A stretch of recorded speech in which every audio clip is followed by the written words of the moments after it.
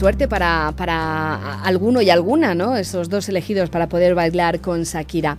Bueno, vamos a hablar ahora de un libro. Es un libro del que seguramente ya han oído ustedes hablar y su autor se llama Jorge Elías. Es columnista del diario La Nación y el programa La Mañana de Radio Continental, entre otros medios argentinos y extranjeros. Fue corresponsal en Estados Unidos y ha cubierto elecciones, conflictos y guerras en más de 30 países. Precisamente por eso ha estado muy cerquita y ha tenido contacto con presidentes, primeros ministros y otros gobernantes, también de sus esposas, de sus parejas, y eso ha hecho que todas esas anécdotas y toda esa parte quizás más humana o incluso más extravagante de todas estas personas que a su juicio viven también en muchos casos, no en todos, pero sí en muchos, en una burbuja, pues ha hecho que lo recopile todo en un libro que es una auténtica delicia de leer, porque la verdad es que es muy sencillo y despierta nuestra curiosidad y nuestra sonrisa.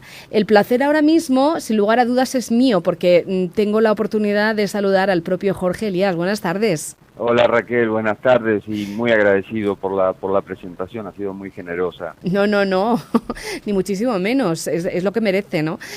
Jorge, nosotros pensábamos que eran las grandes estrellas del rock, los que eran estrambóticos, extraños, que tenían caprichos realmente imposibles, pero parece ser que casi, al igual que las estrellas de rock, que sí que viven en su universo paralelo, parece que en muchos casos los políticos también viven en ese universo paralelo que ellos se fabrican con manías, curiosidades, con frases realmente imposibles de creer, pero que están ahí, ¿no? Y es cierto, y eso es parte también es parte del sistema y es parte de un poder que, bueno, que tiene que en cierto modo aclimatarse a una forma de vivir que no es la corriente, que no es la normal. El contacto personal se pierde, el contacto con la calle, como quien dice, se pierde, y en cierto modo, bueno, esto de vivir en una burbuja hace que sean raros, que sean caprichosos algunos, que sean hasta obstinados otros. Estamos hablando de presidentes y primeros ministros. Y la verdad es que si uno hace la cuenta, hay 220 países en el mundo, más o menos, y hay 7.000 millones de habitantes.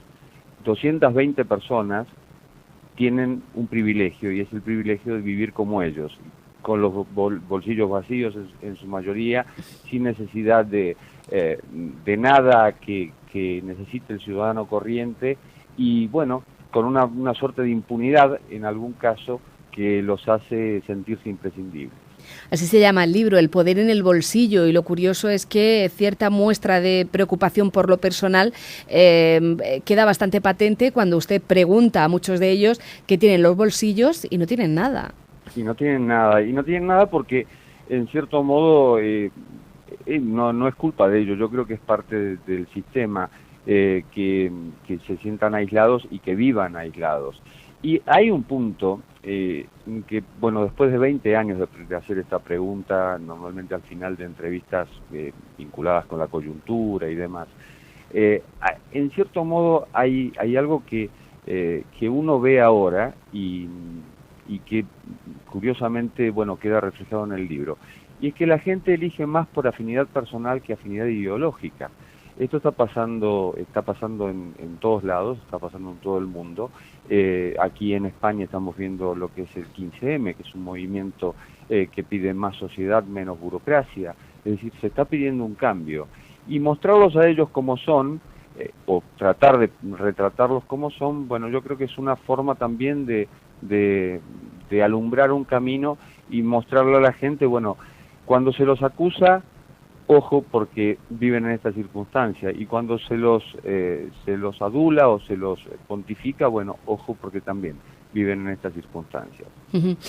Nos encontramos con un libro, yo lo he apuntado antes, es muy sencillo de leer porque está lleno de anécdotas, unas van enlazadas con otras y son todas muy curiosas y sobre todo algunas nos pueden sorprender gratamente, otras nos pueden escandalizar, pero al final nos damos cuenta de que son humanos y que es cierto que cometen errores, ¿no? y se equivocan precisamente por vivir en esa nube, ¿no? Claro, hay un punto que no se les puede perdonar y es la corrupción. Este es un punto que que a veces, bueno, se olvidan del color del dinero, pero sí saben cuantificar su propio dinero en algunos casos. Y hay una frase que no está en el libro, y que esto suele suceder porque uno encuentra frases y pensamientos después de escribir un libro, por ejemplo. Hay una frase de Enrique Tierno Galván que dice: los bolsillos de los gobernantes deben ser de cristal.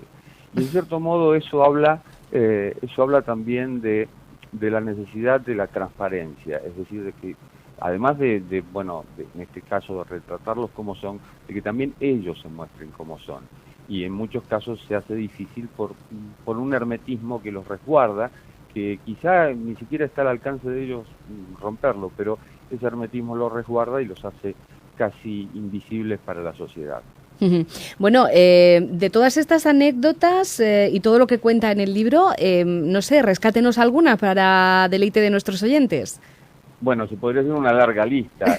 Por ejemplo, empezamos por América Latina, ¿le parece? Sí, vamos allá. Bueno, por ejemplo... Bueno, ahí tenemos a Chávez. Sabía que íbamos a empezar por ahí, porque la verdad es que es un personaje bastante variopinto y curioso.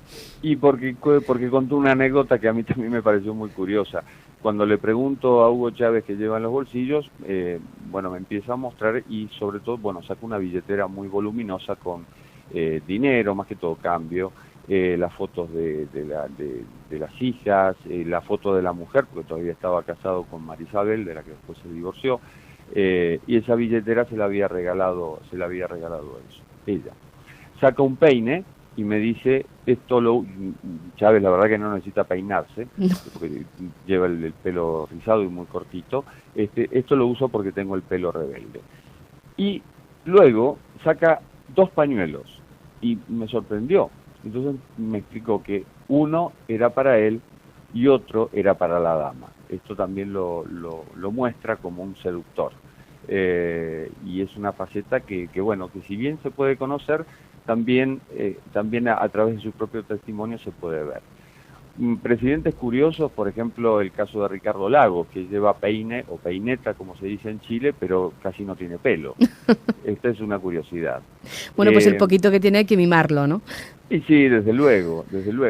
A mí me sorprendió Aznar, por ejemplo, porque al principio o durante su presidencia y demás, no llevaba prácticamente nada, y cuando termina la presidencia, primero se lo ve mejor a él físicamente, y segundo, llevaba pulseras, 3 pulseras, un reloj, y él me decía, y no me olvido de la pluma y del móvil.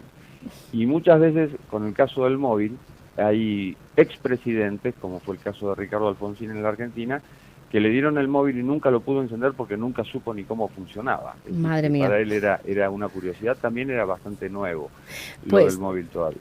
Pues no tenemos más tiempo, es un auténtico placer charlar con usted, Jorge Elías, y desde luego un auténtico placer poder disfrutar de las páginas de ese libro, El poder en el bolsillo. Muchas gracias. Raquel, muy agradecido desde ya y ha sido un gusto. Y yo quisiera un minutito nada más para mandar un saludo y un agradecimiento, y es para Susana Garrido de la editorial Algón, que es un poco la cogestora de este libro y a la que le debo un entero agradecimiento. Pues le mandamos un saludo y un beso a Susana, que fue compañera nuestra. Hasta luego. Muchas gracias. Hasta luego.